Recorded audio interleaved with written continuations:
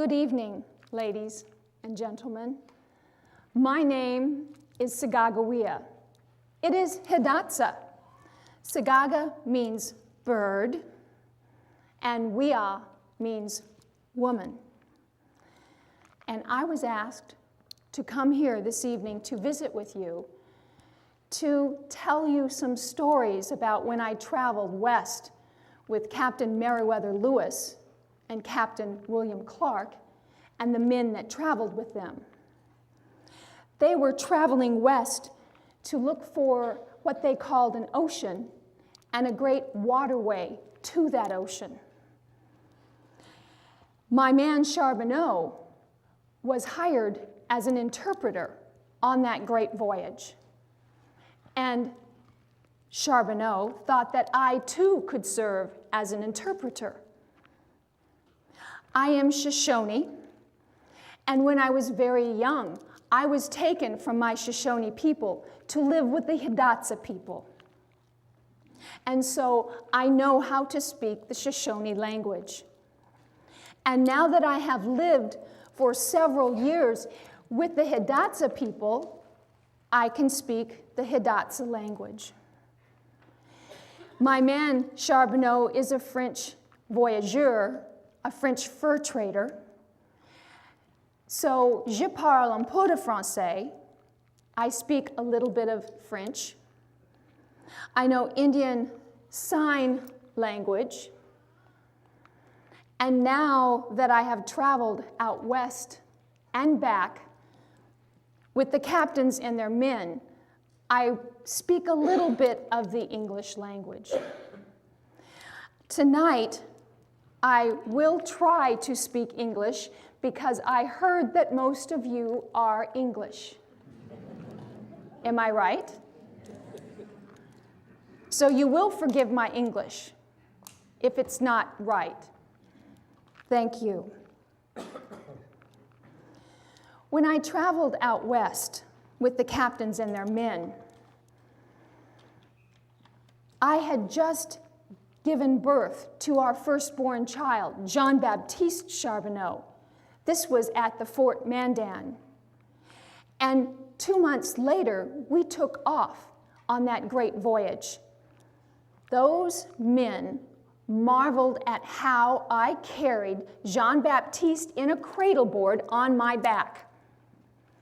But that is how most of the women in the Hidatsa village carry their babies. Jean-Baptiste was the only child on that voyage, and I, Sacagawea, was the only woman. This evening, I should like to tell you some stories that are about water.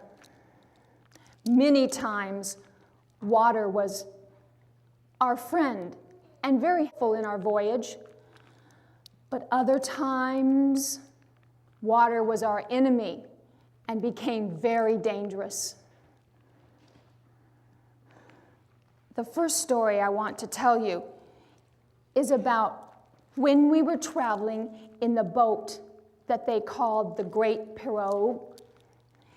It was a very, very wide boat and a very long boat, and the men would sometimes use a sail to catch the wind to make it go.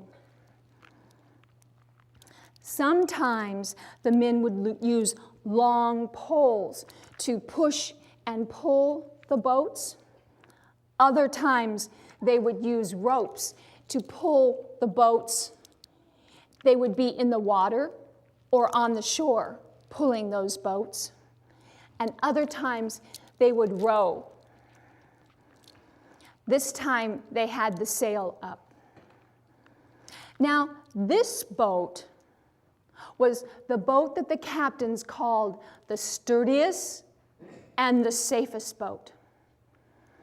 And for that reason, the captains and the men had put most of the equipment and the supplies in that boat. Oh, they traveled with so many things.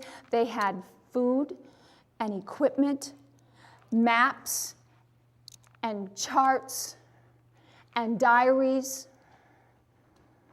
They had things that they would trade with the Indians, bits of ribbon and furs, buttons, medals, beads, material. They also had food and great measuring devices. Those captains measured everything. They measured the ground. They measured trees. They measured animals, birds, waters, lakes and streams and rivers. They even measured the moon and the stars. I thought it quite silly. Most of those items were in this great white pirogue because it was the safest and the sturdiest boat. I was toward the back of the boat. My man Charbonneau was in the back steering the boat. Several other men were in the front.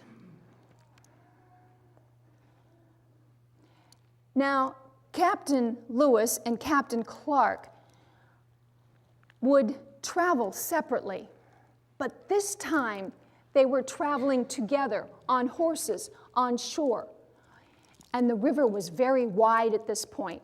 They were far away. The sun had set, and the waves were getting bigger and bigger and bigger.